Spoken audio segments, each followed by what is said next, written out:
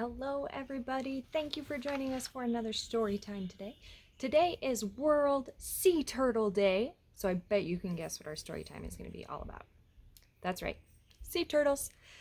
Although we don't have any sea turtles here in Minnesota or Wisconsin because they live in the ocean, we do have 7 different types of freshwater turtles in our area.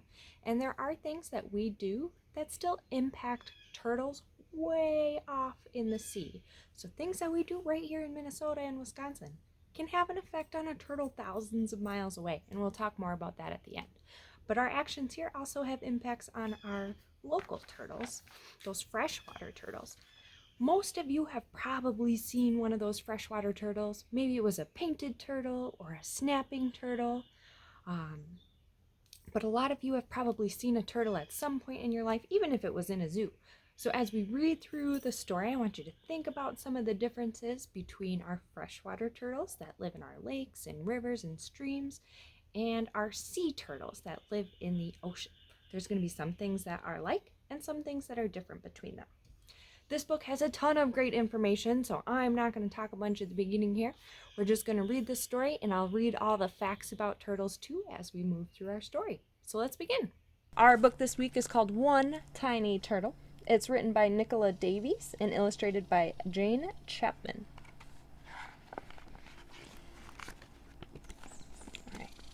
Far, far out to sea, land is only a memory. An empty sky touches the water. Just beneath the surface is a tangle of weed and driftwood where tiny creatures cling. This is the nursery of a sea turtle.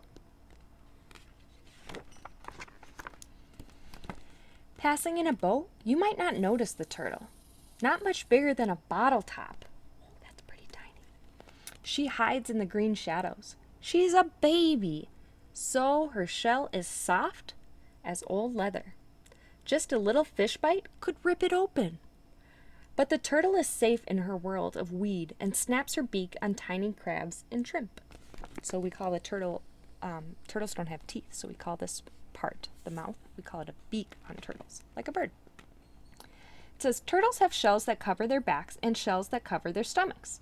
The shells are made from bony plates that get bigger and harder as the turtle grows. So baby turtles still have a really soft shell, which means they can get eaten by a lot of things. The turtle swims around, flapping her long front flippers like wings. She is flying underwater. She pokes her pinprick nostrils through the silver surface to take a quick breath, so fast, blink and you'd miss it. Then she's gone, diving down into her secret life again. It says, fish breathe underwater, but turtles are reptiles and need to come up to the surface for air. They do this every 4 to 5 minutes when they're active. When they are asleep, they can stay underwater for hours. Pretty cool. I wish I could stay underwater for hours. For 3 or 4 years, maybe more, the turtle rides out the storms and floats through the hot calms. Steadily, she outgrows her nursery. Nobody sees her leave, but when you look for her, she has vanished all the same.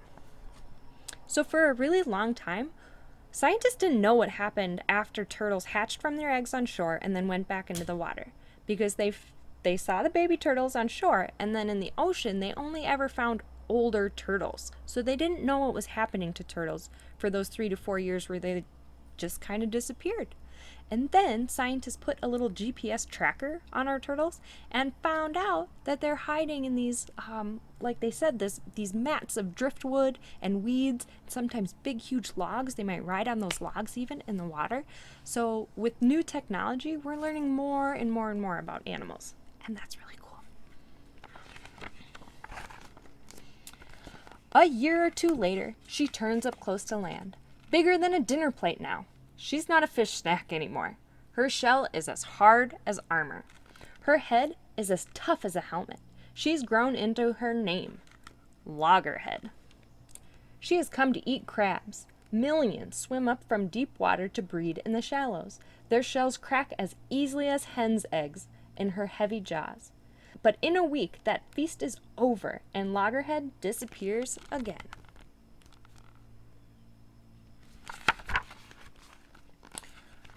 Loggerhead wanders far and wide in search of food.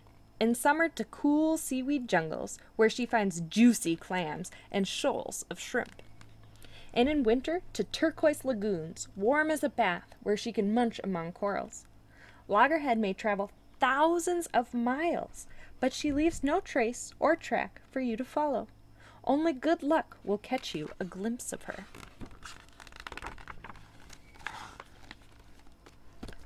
For 30 years, you might not find her. Then, one summer night, she arrives on the beach where she was born. She's found her way here, sensing north and south like a compass needle, feeling the current and the warmth of the waves. She remembers the taste of the water here and the sound of the surf. Wow. Male turtles wait just off the nesting beaches. They mate with the females. Then the females come ashore to lay eggs. Loggerhead has grown in her wandering years. She's big as a barrel now. Floating in the sea, she weighs nothing. But on land, she's heavier than a man. So every flipper step is a struggle, and her eyes stream with salty tears, which help keep them free of sand. Can you see her eyes tearing up, getting sand out of there for her? There's nothing worse than sand in your eyes. Coming ashore is very risky for sea turtles. They can easily overheat and die, so they only nest at night or in cool weather. Then they get back to the sea as soon as possible. Loggerhead makes her nest where the sea won't reach, so she doesn't want her eggs to wash away. Scooping carefully with her hind flippers, she makes a steep, deep hole. Inside, she lays her eggs like 100 squidgy ping pong balls. Squidgy. Afterward, she covers them with sand to hide her nest from hungry mouths. So a lot of our turtle nests get predated, or predators come and eat the eggs before they can hatch. Then Loggerhead is gone again, back to her secret life. Left behind under the sand, her eggs stay deep and safe. Baby turtles grow inside. Females stay close to their nesting beach for several months. In that time, they usually make at least 4 nests, and sometimes as many as 10. And before the summer's over, they wriggle from their shells.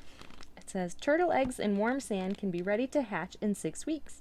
If the sand is cool, they can take 3 weeks longer. So that's one difference between sea turtles and our freshwater turtles. Some of our freshwater turtles actually overwinter here in their nests. So like our painted turtles, that's pretty common, where the hatchlings won't actually come out of the nest till May. So when you find those little teeny tiny turtles really early in the spring, those are last year's eggs, not this year's, which is pretty tricky. Above them on the beach, 100 eyes watch. On the lookout for a meal. So the hatchlings wait until night. Then they burst through the sand and skitter towards the sea. You see? There's birds looking at them, and look what else is eating them. It says, the horizon, where the sea meets the sky, tells baby turtles which way to turn to get to the water. But street lights and buildings next to the beach can confuse them and make them go the wrong way. In the dark, claws and beaks and grabbing paws miss only one young turtle. So they got all the turtles except for one. And unfortunately, our turtles have a pretty high mortality rate, or a lot of them don't ever make it to the sea. But one day, she'll remember this beach and come back. 'Cause she's going to lay her eggs here too. But now she dives under the waves and swims. Swims and swims. Out into the arms of the ocean, far, far out to sea. Land becomes a memory, waiting to wake in the head of the little turtle. So she won't see the land for 30 years. Wow. The end. All right, so that was our story. Like I said at the beginning of the video, things that we do here in Minnesota and Wisconsin can still impact sea turtles way far away from us living out in the ocean.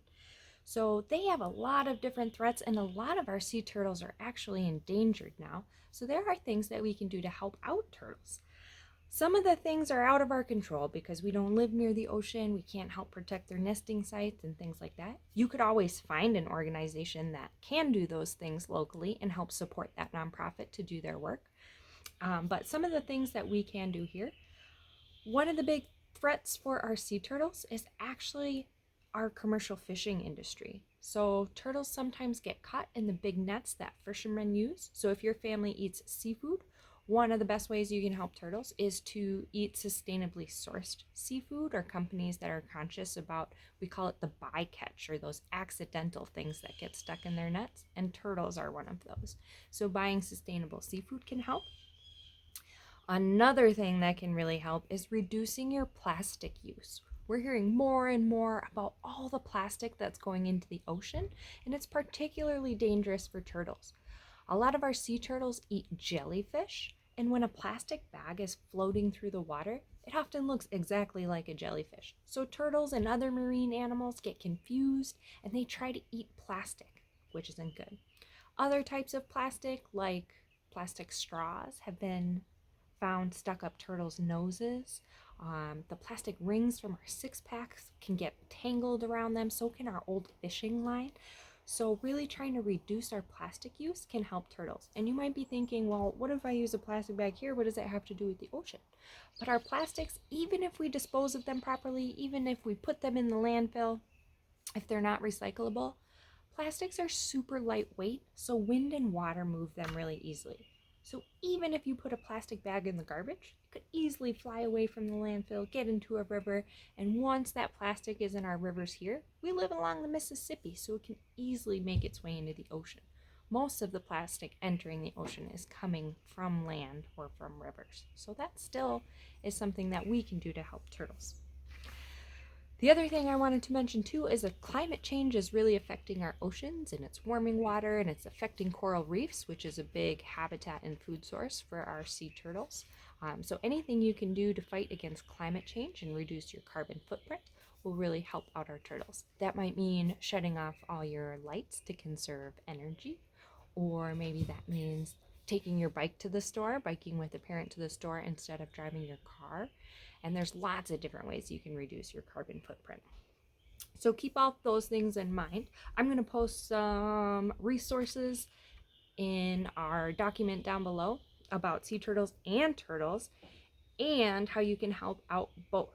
So it's turtle nesting season here in Minnesota and Wisconsin, which means lots of our female turtles are coming up out of our rivers and ponds and lakes to lay their eggs on land, and they often have to cross roadways, which can be really dangerous. So I've put some resources in there that are going to help you know when a turtle needs help and how to help that turtle properly, how to pick up that turtle and handle it safely, which turtles you should not handle, and then what to do if you have a turtle nesting in your yard. So those are all things that you can help with, but it's important if you want to help to do it the right way. The other resource in there is that Minnesota and Wisconsin DNRs are asking people to report areas that have a lot of turtle crossings so they can help make those areas safer for turtles in the future. So if there's somewhere near you where you see a lot of turtles on the road, reporting that sighting could be really helpful to the DNRs. So all those links are going to be in our resources page this week. We hope you have a fantastic week. Hopefully maybe you get to the water and channel your inner sea turtle. And we'll see you next week for another story time. Bye-bye.